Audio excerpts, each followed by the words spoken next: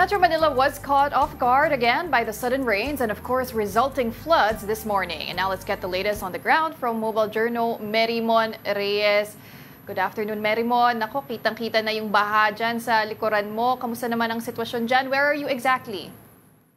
Magandang hapon, Pauline and Denise. Nakatayo tayo sa Mercedes Street along Ayala Boulevard kung saan hindi lang tubig baha ang pinakakalaban dito ng mga commuter at motorista, kundi yung traffic mismo. Kasi halimbawa dito, marami na tayong nakikita yung ilang mga sasakyan, yung mga ito tulad ito mga forward na mga truck, sinusuong pa nila yung baha. Pero yung ilang mga motorista natin, ang bitbit nila mismo, bisikleta o kaya naman ay motor, nilalakad na lang nila kasi nga ang battery ng kanilang mga motor nasa may ibabang bahagi. Kaya hindi raw nila sinusugal na malubog pa dito sa baha.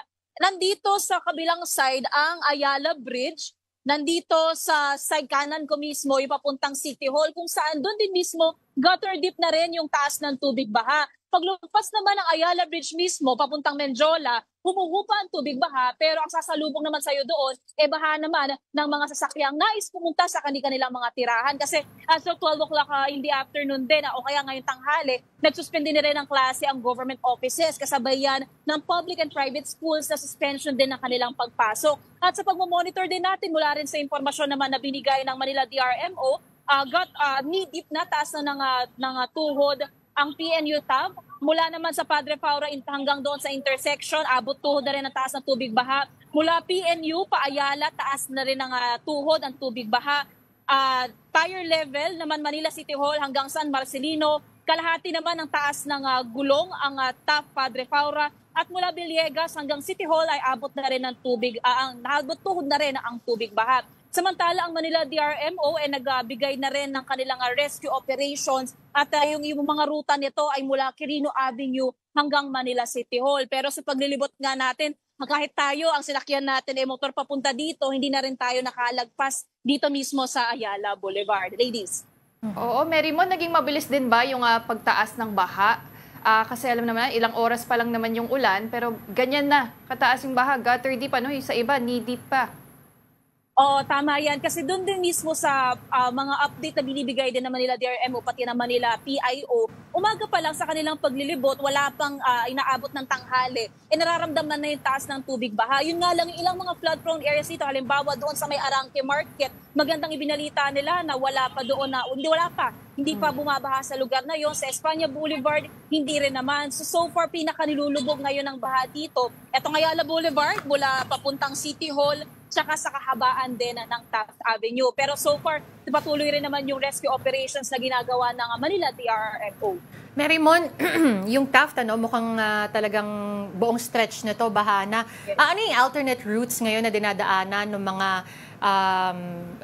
commuters, tsaka yung mga gumagamit ng what do you call this, public transportation? Ano mga options sila kanina? May pinakita tayo, parang may mga naka-raft na din, ano? Denise, halimbawa nung papunta dito mismo sa Ayala Bridge, yung ibang mga motorista hindi na masyado makakadaan sa Nagtahan kasi nga yung mga lugar na yon ay hindi man binabaha pero tinatraffic naman ng sobra. So yung iba ang nagiging ruta, umiikot sila sa may likod pa Malacanang, pero nagiging mahigpit na rin yung nagbabantay doon na security officers kasi nararamdaman nga raw nila na posibleng yung iba hahanap ng alternative routes. Samantala dito naman sa kahabaan ng Taft Avenue, ay tulad nila, nahirapan silang maglakad. Ingat po kayo. Saan pa po kayo galing? Sa Tondo. Sa Tondo, wala po ba kayo masakyan? O kumusta po? May motor naman kami. May baha po ba doon sa pinanggalingan niyo po? Meron. Ingat po, ma'am, ingat po. Nako, Merimon, pahirapan, talagang bahang-baha na, lahat nahihirapan. Pero Merimon, kamusta yung basura? Because I remember, nung krising, pati yung tinamaan yung Manila City ng Habagat, basura din talaga yung naging problema. In fact, di ba sa mga water pumping station, napakaraming basura na nakita, may ref pa nga, may sofa pa daw. And yun talaga yung naging problema kung bakit nahirapan mahupa yung baha. Sakto, Pauline, kasi kanina nung pagbaba natin dito, nakasalubong natin mismo yung isang truck ng Manila Public Works kung saan nakita natin yung ilang mga cleaners nila doon. Nakita natin may mga naka-imbak ng mga basura sa truck. So far sa nakita rin natin, binigay rin na anunsya dito ni Manila Mayor Isko Moreno, patuloy sila ngayon na nagmi-meeting para raw sa iba pang kakailanganing reinforcement. Lalong-lalo na kapag sa oras na humupa itong tubig baha, lalo nga sasalubong naman ang mga basura. Sa dinaanan natin doon, bandang Nagtahan sa may Pamenjola, so far wala tayong nakitang presensya ng mga basura. Pero ang sinasabi sa atin ng mga lokal na nakausap natin, matik daw kung saan daw aagos itong tubig baha, lalo-lalo na daw sa mga kanal, sa mga estero, pag humupa raw, magsisisulputan ang basura. Marymon, lihis akong konti. Ano yung balita with the medication, yung doxycycline? Because I remember nung a few weeks ago, parang ang sinasabi nila, more than it being a cure, medyo preventive measure na, nauunahan na nila at kumbagay magbabahay-bahay na sila ng pag-distribute para nga wala nang excuse yung ating mga kababayan na hindi nakabili o walang reseta.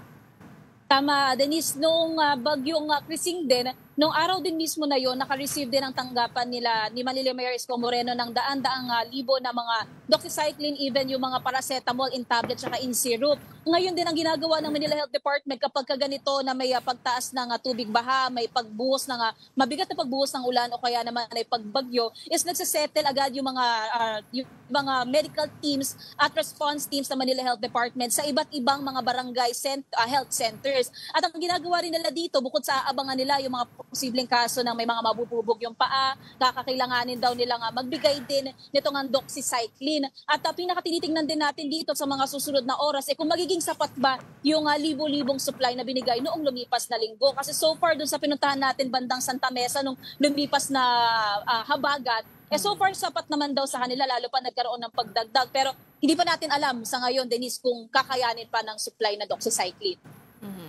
Okay, thank you very much for that update. That was mobile journalist Marymon Reyes reporting live from Manila.